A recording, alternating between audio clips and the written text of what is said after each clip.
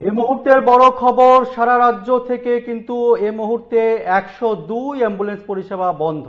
আমি আবারও বলছি, এই মুহূর্তের বড় খবর, সারা রাজ্যে কিন্তু হাসপাতালগুলোতে থাকা 102 অ্যাম্বুলেন্স পরিষেবা বন্ধ।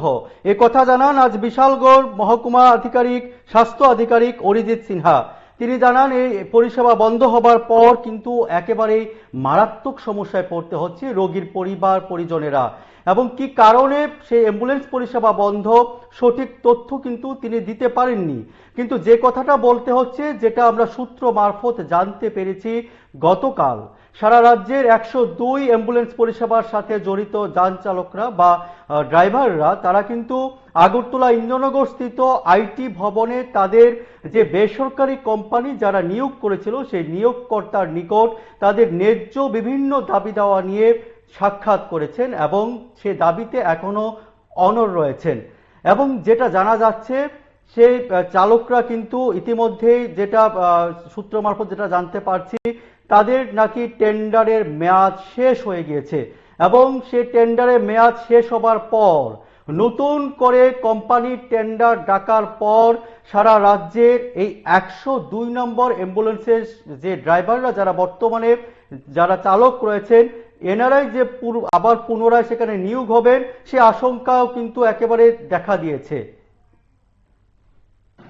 প্রথম অবস্থায় আমি এটা বলতে চাই যে 102 এর সার্ভিস যে বন্ধ কয়েকদিন ধরে, এটার কোনো ইনফরমেশন আমাদের কাছে নেই, অথরিটির কাছে নেই, আমি বা আমার এমওআইসি কারোর কাছেই সেই ইনফরমেশন নেই যে ওরা সার্ভিস বন্ধ রেখেছে। পরবর্তী সময় জানতে পারি যে বিভিন্ন সময় ফোন করে ওদেরকে পাওয়া যাচ্ছে না। তো আমি কিছুক্ষণ আগে এটা জানার পরে আমি ওদের যে মানে এখানে যে ম্যানেজার যে আছে, 102 এর ম্যানেজার ডিস্ট্রিক্টে, ওকে আমি ফোন করলাম। ফোন করে যেটা জানতে পারলাম যে হ্যাঁ, ওদের সেন্ট্রালি ওরা বন্ধ রেখেছে, অল ওভার ত্রিপুরা ওদের সার্ভিস, ওদের ইন্টারনাল কোনো সমস্যা হতে পারে রিগার্ডিং দ্য অ্যাম্বুলেন্সেস। তো আমি ওকে জাস্ট একটা কথাই বললাম যে এরকম যদি হয় তাহলে তো অথরিটির কাছে একটা ইনফরমেশন দেওয়া উচিত, আমাদের পাওয়া উচিত, যদিও শুধু আমাদের আন্ডারে নয়, এটা একটা মানে অটোনোমাস বডি,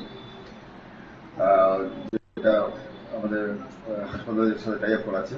স্টিল দেন আমাদের জানা উচিত, কারণ মেনি টাইমস আমরা কি করি, আমরা পেশেন্টদেরকে বা পেশেন্ট পার্টিদেরকে বলি যে আপনারা 102 কল করুন করে অ্যাম্বুলেন্সটা ডাকান, বা মানে এমনিতেও মানে কমিউনিটিতেও অনেকেই জানে যে 102 সার্ভিস আছে, বাড়ি ঘর থেকেও ফোন করতে পারে।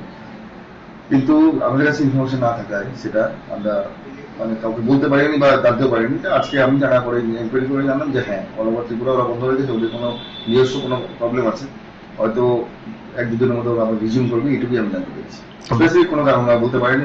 ওরা এইটুকু যদূর আমাকে বললো যে ওদের অ্যাম্বুলেন্স গুলোর মধ্যে কোনো সমস্যা হচ্ছে কোথাও, ঠিক আছে, তো সেগুলি হয়তো ওরা রেক্টিফাই করার জন্য বন্ধ রেখেছে, এটুকু জানতে পেরেছি। হ্যাঁ অবশ্যই, কারণ দেখুন 102 অ্যাম্বুলেন্স সার্ভিসটা এমন একটা সার্ভিস যেটা আমার শুধু হাসপাতাল বেস নয়, আমি যদি আমার বাড়ি থেকেও ফোন করি আমার পেশেন্টকে নিয়ে যাওয়ার জন্য, দে উইল কাম। ওদের এটাই হচ্ছে ওদের মানে ওদের সাথে যেটা চুক্তি আছে।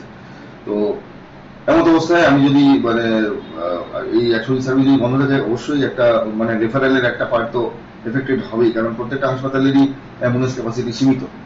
সীমিত তো কি হয়, আজকে মনে করো আমাদের এই বিশালগড় সাব রিজিয়নাল হাসপাতালের কথা আমি বলি, আমাদের কাছে 2টো অ্যাম্বুলেন্স আছে হাসপাতালের নিজস্ব।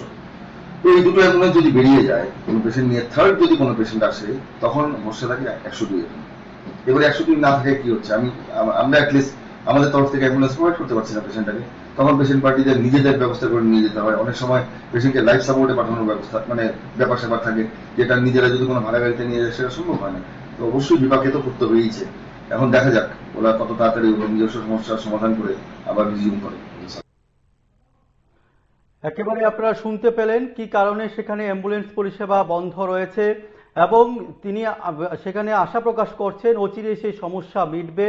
এবং গতকাল কিন্তু অ্যাম্বুলেন্স চালকরা কিন্তু তাদের কোম্পানি যেহেতু পরিবর্তন হচ্ছে, সকল অ্যাম্বুলেন্স চালকরা কিন্তু